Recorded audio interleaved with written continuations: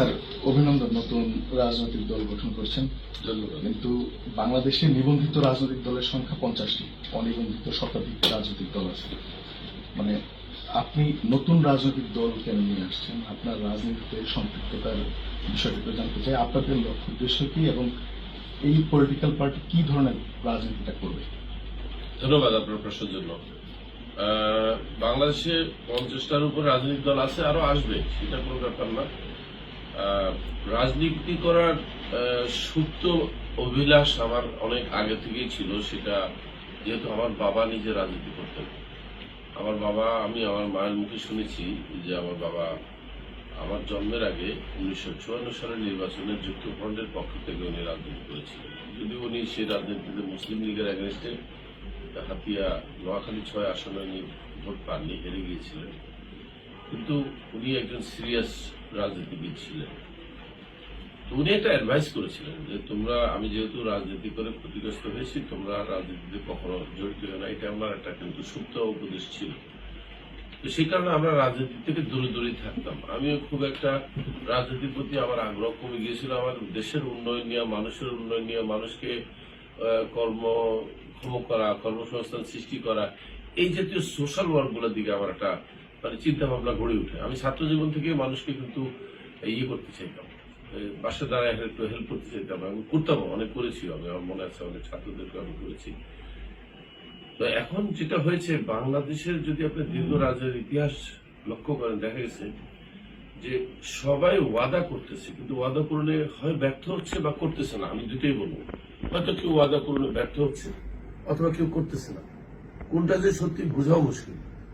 তো তখন আমার কাছে মনে হলো যে আমি এমন একটা প্রেক্ষাপট তৈরি করতে চাই, এমন একটা মঞ্চ তৈরি করতে চাই যেখানে সত্যি সত্যি সাধারণ মানুষের কথা চলে আসবে, সাধারণ মানুষ তার কথা বলবে। আমি মানুষকে হোপ দেবো কেন? সে বলবে আমি এটা চাই, আমি বলবো ডান। কি চান বলো, আমি তাকে আগে বলবো, দিব, তারপর সে আমাকে সমর্থন দেবে। এটা কেমন জানি একটু প্যাসিভ প্যাসিভ মনে হয়। আমি অ্যাক্টিভ চাই।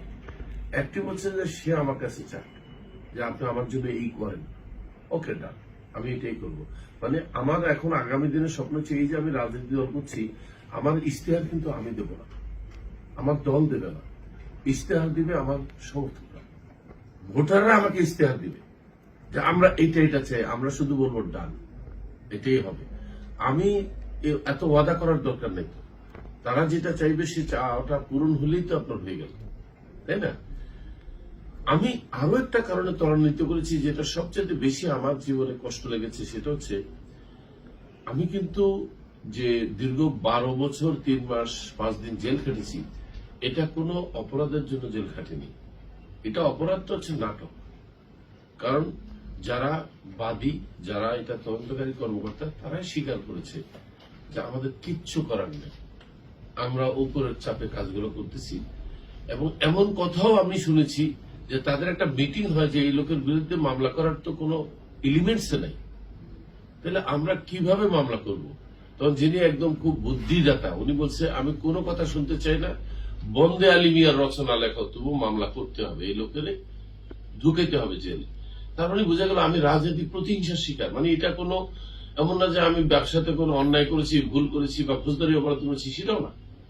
তো তাইলে আমার প্রতি কি করা হয়েছে? চরম একটা নির্যাতন করেছে। এবং আমি আইনেরও কোনো কিন্তু ইয়ে পাইনি, কোনো সহযোগিতা পাইনি। আমাদের দেশে যে জিনিসটা সবচেয়ে বেশি দুর্বল এবং নাই বলতে গেলে, আইনের শাসন নাই। তাইলে আমার 1 নম্বর এজেন্ডা হবে আইনের শাসন প্রতিষ্ঠায় কাজ করা, এবং আমি প্রতিজ্ঞ এই ব্যাপারে, আইনের শাসন আমাকে প্রতিষ্ঠা করতে হবে ইনশাআল্লাহ। এটা কিন্তু 1 নম্বর, যেটা আমি কথা প্রসঙ্গে বলে ফেললাম। কারণ আমি নিজেই কিন্তু বৈষম্য শিকার। আমার প্রতি যে অমানবিক নির্যাতন করা হয়েছে, সেই নির্যাতনের নির্যাতিত আমি একা না, আমার 2টো বাচ্চা, নাবালক বাচ্চা, আমার স্ত্রী এখনো জেলে আছে।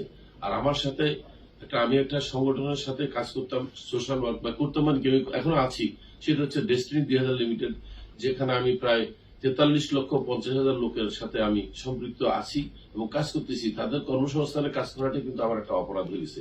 এবং এই লোকগুলো কিন্তু আমার পাশাপাশি আমার সাথে বাইরে জেল খেটেছে, কিন্তু আপনার এই সমান আমি বলবো তারা 13 বছরই জেল খাটছে। কারণ মামলা শুরু করলে আর এখনো যে তারা কিছুই পাচ্ছে না, একটা টোটাল যুদ্ধের কিন্তু 13 বছরই হবে। তারা সবাই 13 বছর জেল করেছে। তাহলে কি হচ্ছে? আমি তো তাদের সাথে কোনো ব্যক্তিগতভাবে অন্যায় করিনি, তাদের কথা অন্যায় করেছে হচ্ছে ব্যবস্থা, রাষ্ট্র ব্যবস্থা। তাই আমার আন্দোলন, আমার রাজনৈতিক মতাদর্শ, আমার রাজনৈতিক যে বিপ্লব, এটা হচ্ছে রাষ্ট্রীয় ব্যবস্থার এই অপব্যবস্থার বিরুদ্ধে। সুন্দর একটা রাষ্ট্রীয় ব্যবস্থা চাই, সুশাসন চাই, আইনের শাসন চাই। আরেকটা জিনিস যেটা আমি খেয়াল করেছি, আমাদের সামাজিক নিরাপত্তা বলতে নাই।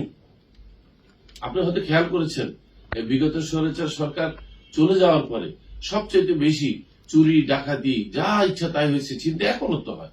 রাস্তাঘাটে কেউ হাঁটতে পারে না, তাই এটার জন্য কি সরকার দায় নাকি?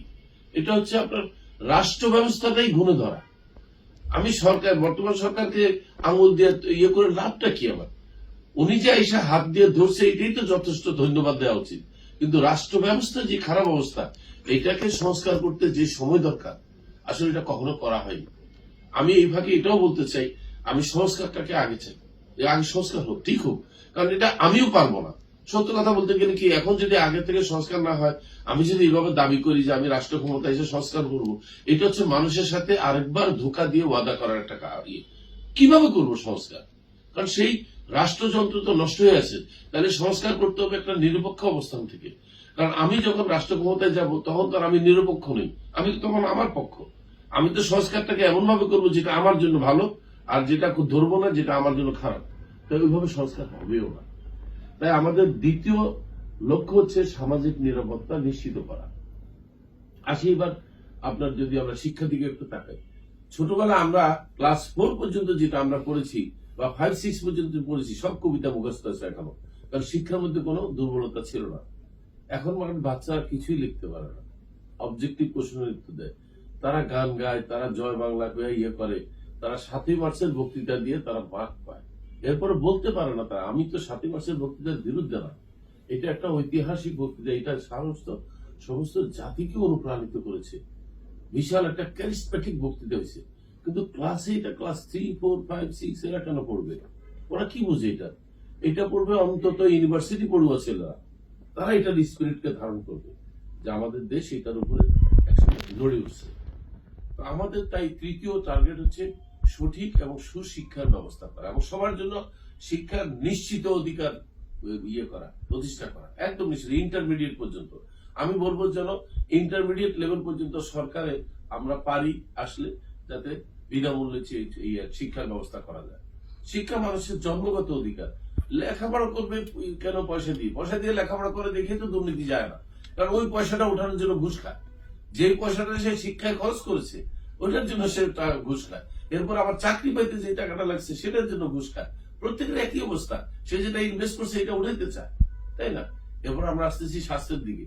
খুব খারাপ লাগে যখন শুনি কোন একটা ইমার্জেন্সিতে আপনার একটা রোগী আসলে তাকে বলে যে সিট খালি নেই।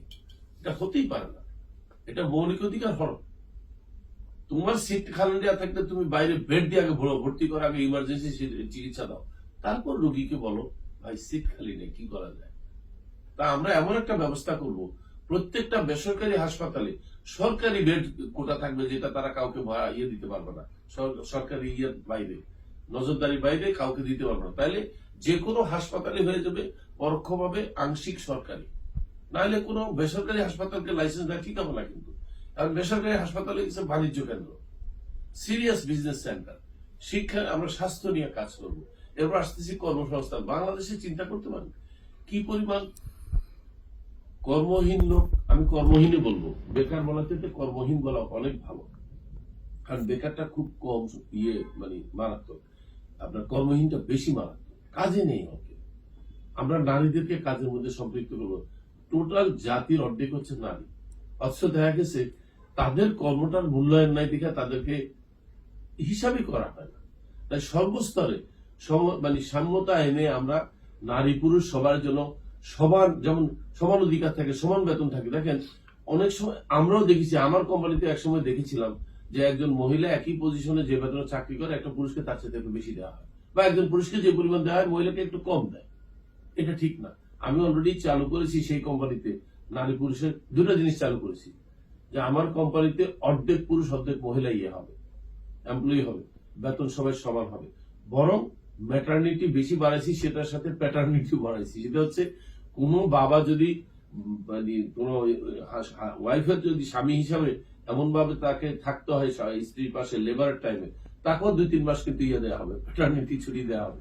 এটাও আমরা চালু করেছি আমাদের ওই কোম্পানিতে। তো আমি ওই আইডিয়াটাকে কিন্তু আমার রাজনীতিতে আনবো, যে কিভাবে একজন পুরুষ যার স্ত্রী সন্তান সম্ভব একটা নির্দিষ্ট সময় থেকে তারও ছুটি দিতে হবে, সেজন্য তার স্ত্রীর পাশে থাকতে পারে।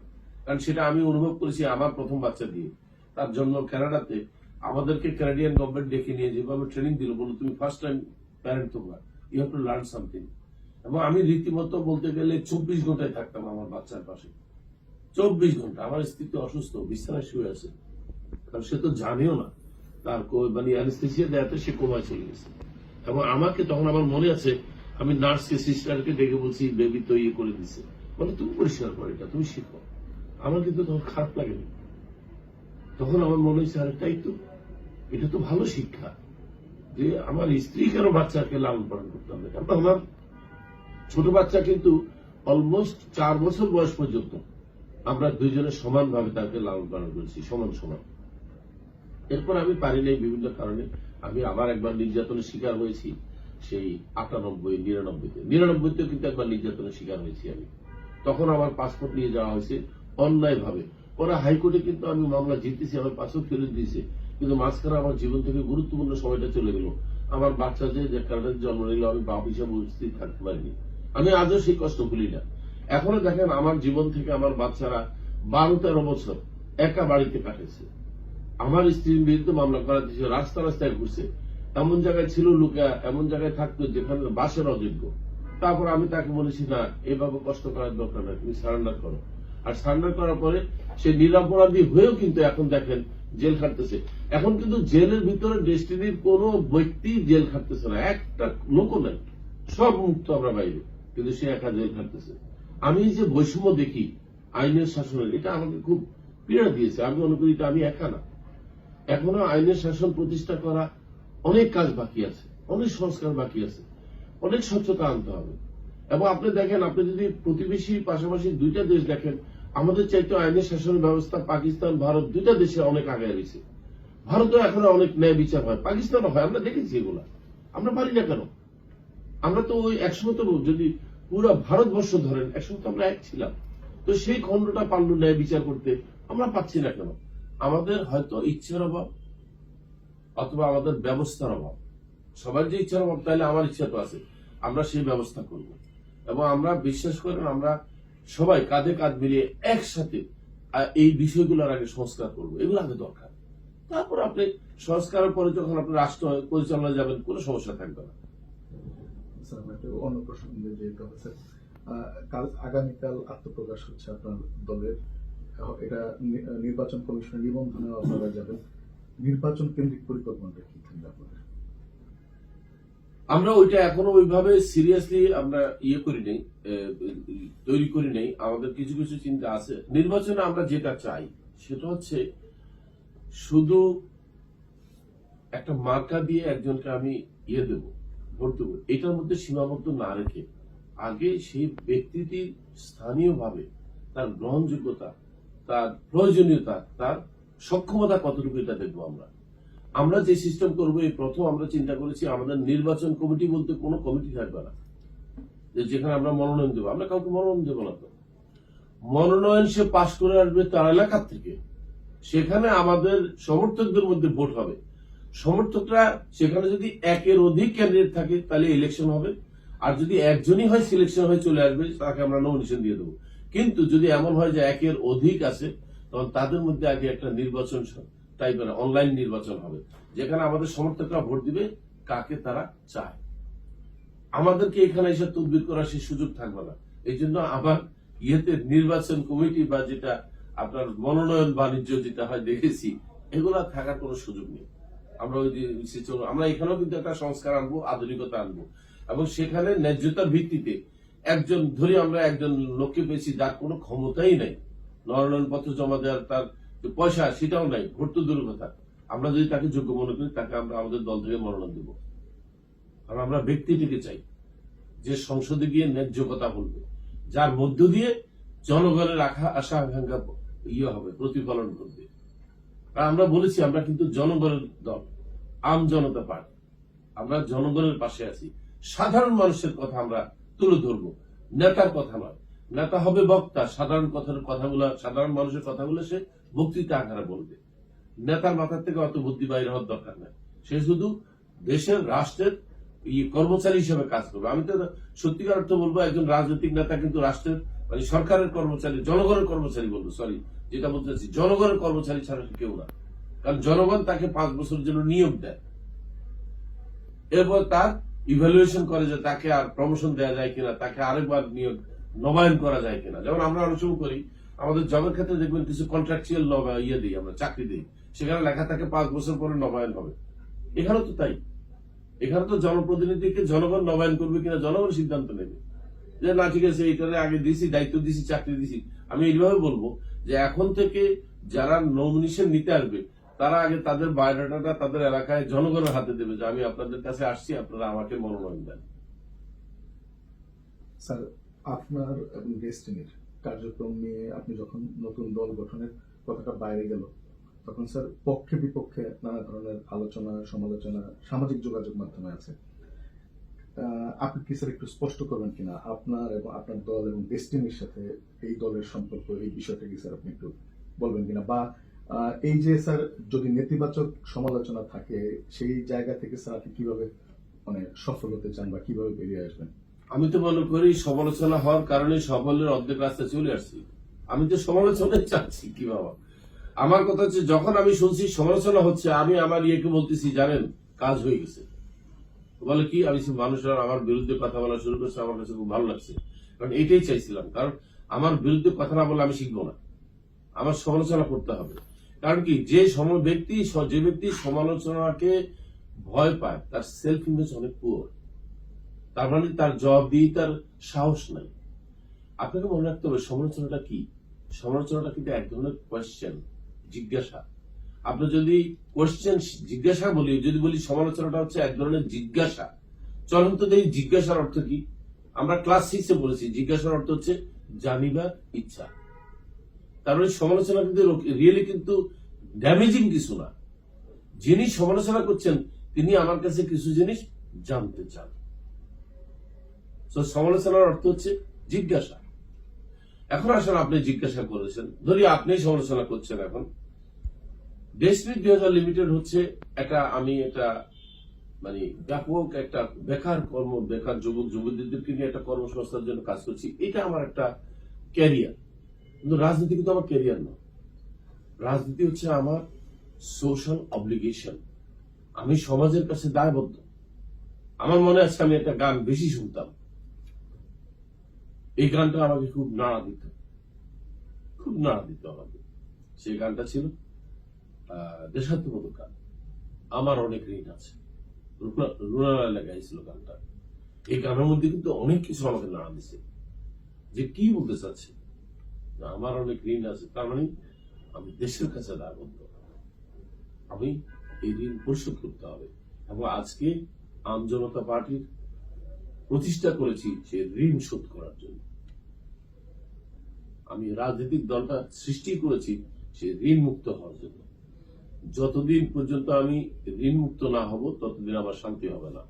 তাই আমি ঋণ মুক্ত হইতে চাই, একটা সঠিক মাত্রার রাজনৈতিক দল সৃষ্টি করে, সবার সমান অধিকার সৃষ্টি করে, ন্যায় বিচার প্রতিষ্ঠা করে, সামাজিক নিরাপত্তা প্রতিষ্ঠা করে, সবার সুস্বাস্থ্য নিশ্চিত করে, সবার শিক্ষা নিশ্চিত করে, সবার কর্মসংস্থান যেন হয়, এবং আমরা একটা বাসযোগ্য সুন্দর পরিবেশের দেশ চাই। এটাও কিন্তু আমার একটা অবজেকশন, বলে একটা ওয়ান অফ দি পয়েন্ট।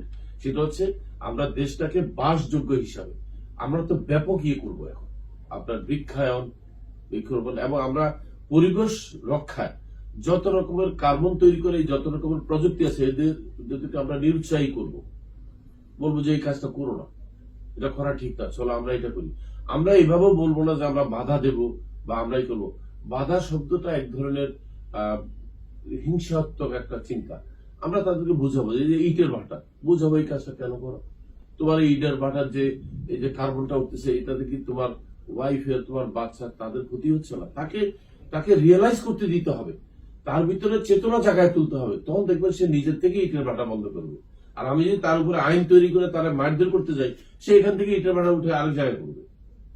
তো একটা মানুষকে সংশোধন করতে হলে তার সেলফ রিয়েলাইজেশনের জন্য তাকে আগে সুযোগ দিতে হবে। এবং আমি মনে করি বাংলাদেশের মানুষ, আমি তো বললাম বাংলাদেশের আমার দৃষ্টিতে 99% মানুষ ভালো। আমরা বিপদে আছি 1% লোকের জন্য। 1% লোক, তাও তারা বিপদগামী, তাদেরকেও খারাপ বলতেছি না। ওই বিপদগামী লোকগুলোকে যদি সঠিক পথে আনা যায় তাহলে বাংলাদেশ একসময় 100 ভাগ কিন্তু ইয়েতে চলে আসবে।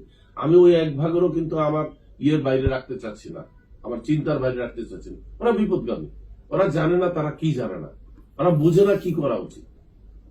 তা আমার কথা হচ্ছে আমি তাদের পাশে দাঁড়ায় বুঝাবো যে এটা ভালো, এটা খারাপ। আপনি দেখবেন, আপনি যদি আপনার একটা বাচ্চাকে আপনি সংশোধন করতে চান, আপনি বোঝান, তাই না? আপনি তাকে বলেন যে মা এটা ধরো না, এটা খারাপ, এই যে ধরলে এই হবে। আপনি কি তারা বলেন যে তুমি বেয়াদব, তুমি সব, হবে না, শিখবে না। এবং এখন পর্যন্ত বলবো যে কেন জানি এই বাঙালি জাতিটা, বুঝছেন, অদ্ভুত একটা, মানে আমি তাদেরকে দুর্ভাগা জাতি বলতে নারাজ। এটা অনেকে বলে, আমি দেখছি বাঙালি দুর্ভাগা জাতি। আমি বলবো তারা সৌভাগ্যবান জাতি, বাট তারা সৌভাগ্যটা খুঁজে পাচ্ছে না। তারা সম্পদের মধ্যে বসে আছে, যে কারণে তাদের চোখে সম্পদ আসতেছে না। কেন জানেন? বসে আছে যে সম্পদের উপরে, তাকাচ্ছে বাইরের দিকে। কিন্তু একবার যদি নড়ে দিয়ে দেখতো যে আমি যে জায়গায় বসে আছি সম্পদটা আমার ওখানে লুকিয়ে দিছে, তারা তখনই সম্পদশালী। বাংলাদেশ পরিবর্তন করতে কতক্ষণ লাগে আপনি জানেন? সত্যি বলি, আমি যদি পুরা অনলাইন প্ল্যাটফর্মে একদিন আসতে পারতাম, আমি তাদেরকে কৌশলটা শিখিয়ে দিতাম যে বাংলাদেশ পরিবর্তন করতে কতক্ষণ লাগে। অনেকে বলে এত বছর লাগবে, একটা নির্দিষ্ট টাইম দেয়।